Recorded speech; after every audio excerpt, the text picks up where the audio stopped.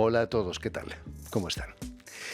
¿Sabían que Astor Piazzolla pretendía ser un compositor de la llamada música seria y que aquí en París su profesora Nadia Boulanger le convenció para seguir por el camino del tango? Chasser le naturel, il reviendra au galop, lo que en español sería la cabra tira siempre al monte. Este es el caso de nuestro invitado de hoy, si me permite, el compositor argentino afincado aquí en Francia desde hace muchos años, Adrián Politi, cuya música está impregnada de su país, Argentina.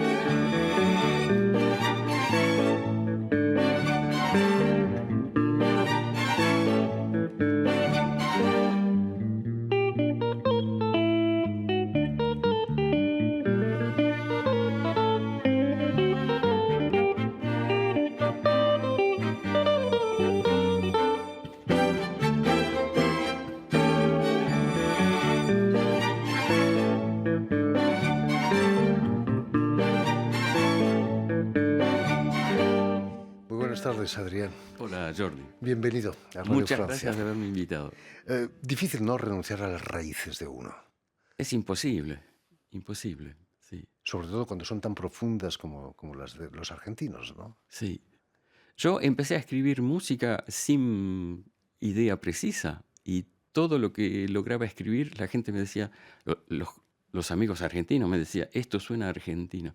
No hay una voluntad, sale así Sí, sin voluntad. espontáneamente. Increíble. ¿Qué es lo que hace que la música argentina transmita tanto sentimiento? Quizás la ascendencia italiana de muchos argentinos o la Yo nostalgia pienso que de... hay muchas influencias en la música argentina, en el tango precisamente, el aporte de los italianos que llegaron a Argentina al final del siglo XIX, principio del siglo XX fue esencial. Pero en la música argentina en general yo siento influencias de muchas músicas, Italia, España, Incluso de África, ¿no? los, Tango. África indudablemente. Ujú. Curioso, el presidente Milei, Javier Milei, se ha convertido en italiano. Le han dado la nacionalidad italiana. No sabía. En otros países eso sería considerado como una falta de patriotismo, ¿no? Si no una traición. Sí, pero los lazos entre Italia y Argentina son muy fuertes. Sí. Italia siempre consideró que la Argentina había sido muy generosa recibiendo a los inmigrantes italianos, que no llegaron por decenas de miles, llegaron más bien por centenas de miles o millones. Y Argentina los recibió, todos consiguieron trabajo. Entonces, Italia, para agradecerle a Argentina, reconoce la nacionalidad de los descendientes de italianos hasta la tercera generación. A esto se añade la línea política de los dos países, ¿no? Que va más o menos de la Sí, mano, ¿no? es cierto. Sí. Estábamos hablando de Nadia Boulanger, la profesora de Piazzolla, pero también de Leonard Bernstein, de Philip Glass o incluso de Quincy Jones. Es poco conocida por el gran público, pero su papel como pedagoga ha marcado la música del siglo XX, ¿no? Esencial, sí, sí, sí, ¿Qué hubiera sido Piazzolla sin Nadia Boulanger? sí. Pienso que la anécdota de Piazzolla con Nadia Boulanger, los músicos la conocemos. Eh, yo pienso que Piazzolla estaba un poco acomplejado de que su instrumento era el bandoneón, que en Europa nadie sabía lo que era el bandoneón. Entonces, cuando fue a ver a su profesora, tocaba el piano, pero ella, que no era tonta, se dio cuenta que él no era pianista. Entonces le dijo, pero el piano no es su instrumento, ¿cuál es su instrumento? Y entonces otra vez fue con el bandoneón y Nadia Boulanger le dijo, este es su instrumento, usted tiene que seguir con esto. Zapatero a tus zapatos, ¿no? Zapatero a tu O zapato. bandoneonista Qué de tu lindo es. bandoneón. Sí. Permítanme, Adrián, que recuerde a nuestros oyentes que has nacido en la ciudad argentina de Rosario en 1957, si no me equivoco, y vas a estudiar guitarra, pero también piano y pedagogía. Es necesario estudiar pedagogía. Ser un buen intérprete no es necesariamente ser un buen pedagogo, ¿no? Sí, no es lo mismo, pero generalmente va junto. Es decir, que cuando cuando das clases aprendes mucho con los alumnos. Yo pienso que algunos grandes intérpretes se dedican completamente a tocar y no dan clases, Es un poco pero egoísta, es muy raro que un músico no quiera transmitir lo que va aprendiendo. por supuesto. En Rosario vas a ser director de coros, de varios coros. Eso sí es una experiencia pedagógica, ¿no? Yo Trabajar nací con... en Rosario, pero viví hasta los 18 años en Cañada de Gómez, una ciudad más chica, a una hora de viaje de Y Rosario. fue ahí donde tú diriges ese Y coro. ahí empecé a dirigir coros. Primero un coro de niños, después un coro de adultos. Y cuando empecé mis estudios en Rosario, dirigí coros en Rosario. El grupo juvenil del Coro Estable, que es un coro muy, muy importante en Rosario. El hecho de que no sean cantantes profesionales hace más difícil, ¿no?, el trabajo pedagógico, o no, o al revés. Es diferente. No, no creo que sea más difícil, es diferente. Hay que pasar más tiempo aprendiendo las partes, pero se puede cantar en coro sin leer música. Estudias guitarra, me imagino, porque en Argentina es un miembro de la familia, ¿no?, la guitarra. Es inevitable casi no tocar la Sí, guitarra. para nosotros la guitarra es el instrumento nacional en Argentina. Y la música argentina ha desarrollado toda una cantidad de gestos en la guitarra, de ideas, de cosas que se han convertido en muy guitarrísticas, pero que son típicas o del folclore o del tango en la guitarra. Y cuando uno es guitarrista y compone, la manera de imaginar la música es distinta. Que yo nunca fui pianista, toco un poco el piano, pero nunca fui pianista. Entonces mi manera de imaginar la música es a partir de la guitarra. Intento imaginar la guitarra argentina y no puedo evitar pensar en el gaucho, ¿no? Era el Claro, instrumento del gaucho claro, también, claro, sí. lleno de polvo, me imagino, ¿no?, Sí. en esas pampas de Dios. Vas a venir a Francia en el 86. Nadia Boulanger había muerto hacía unos años ya.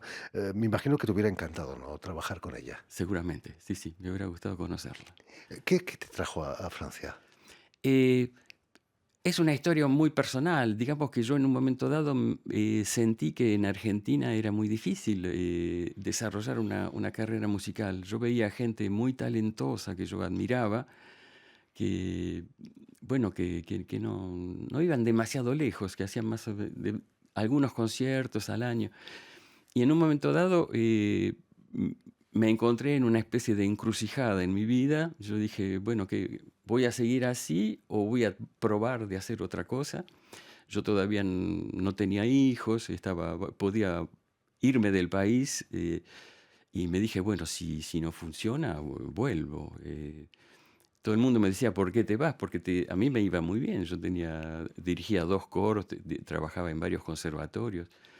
Además, yo no sufrí de la dictadura militar en Argentina, digamos, me fui por razones culturales, artísticas. La gente me decía, sí, pero ahora las cosas se están poniendo bien y vos te vas.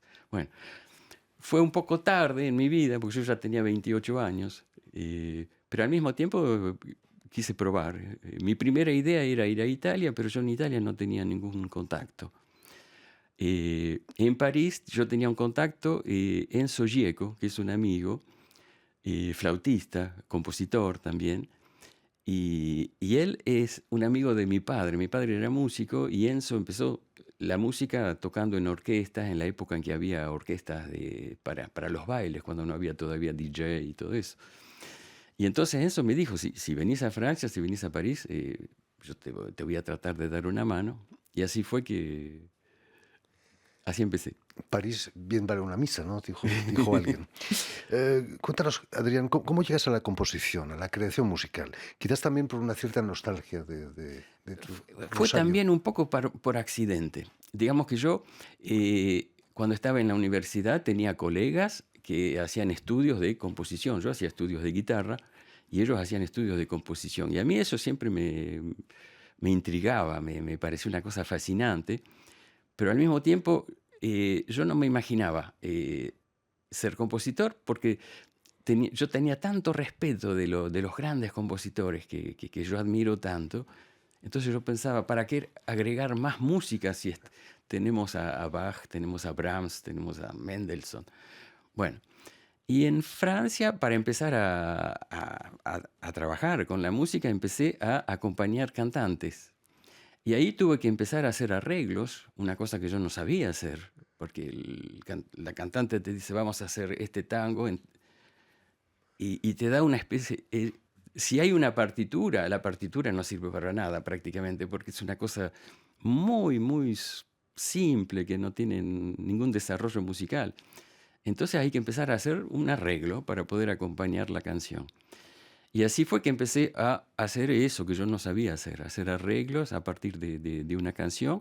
En un momento dado se formó un pequeño grupo y ahí empecé a hacer arreglos para varios instrumentos y ahí me empezó a gustar mucho, mucho escribir música. Incluso has hecho músicas para el teatro, ¿no? Has trabajado con Marcos Malavia, Sí, sí, un sí, gran sí. director Fue una boliviano. muy buena experiencia con Marcos Malavia. Yo hice por lo menos dos obras de teatro. Hice la música para La carnicería ardiente y para La muerte del general, y fueron muy, muy lindas experiencias Que se, hacer. se estrenaron en Aviñón, en el Festival de Sí, Aviñón, ¿eh? sí, No sí, está sí, mal. sí. Imagino fue un orgullo, ¿no? Estar allí en ese festival tan Sí, y célebre. muy, una experiencia apasionante. Escribir para el teatro es muy, muy difícil también, ¿eh? Cuéntanos, ¿cuál crees que es a qué se debe el éxito de tus obras que se tocan en todos los conservatorios como material pedagógico? Quizás el sentimiento del que Eh, hablábamos. Yo pienso que tengo mucha suerte, de que hay ciertas obras mías que gustan mucho y que prácticamente todos los profesores de guitarra conocen. A mí me sorprende mucho, me invitan a dar masterclass para que yo haga trabajar a los alumnos que han estudiado en mis obras. Es muy, muy, muy agradable.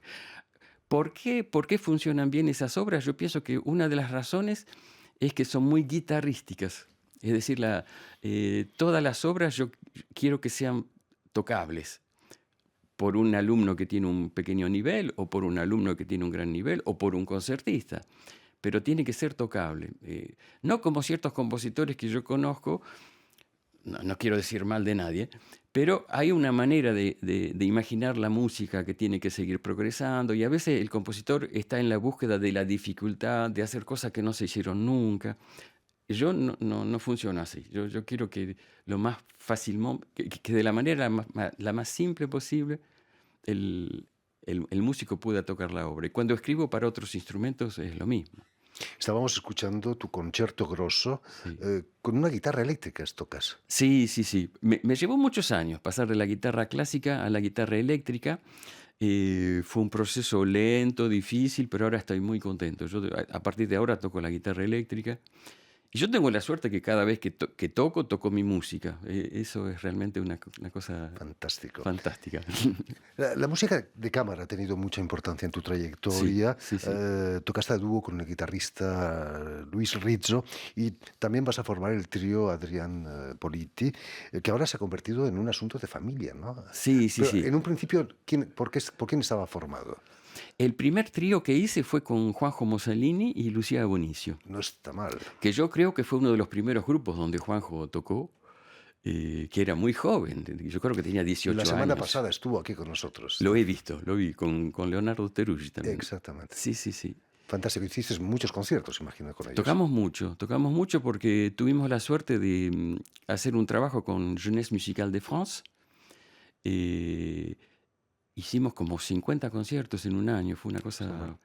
Después lo tuve a Gilberto Pereira como bandoneonista, y después paré con ese trío, toqué muchos años con Alain Petit en dúo violín y Violinista. guitarra, que me gustaba mucho también ese dúo.